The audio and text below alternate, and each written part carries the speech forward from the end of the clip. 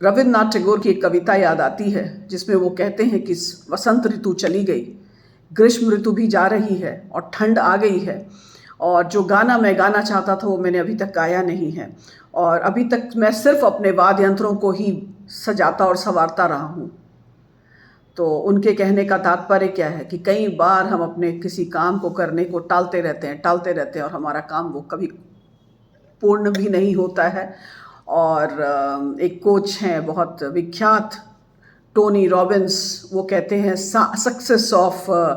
Dance of denial के बारे की कई बार हम सिर्फ इधर उधर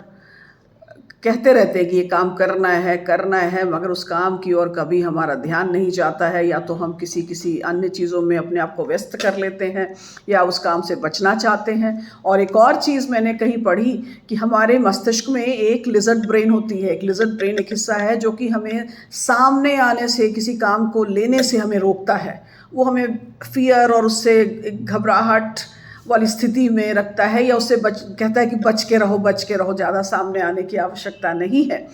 तो ये सब चीज़ें हैं जो हमें कई बार आगे आने से रोकती हैं, लेकिन आपको अपनी कीमत, अपना मूल्य पहचानना है, आगे बढ़ना है और खुद पर भरोसा रखकर अपने ज़िंदगी की नाव को आगे बढ़ाना है, और अपने आप को एक संसार के लिए आप एक भेंट हैं। अपने इस जीवन को भेंट समझिए और उसका इस्तेमाल कीजिए।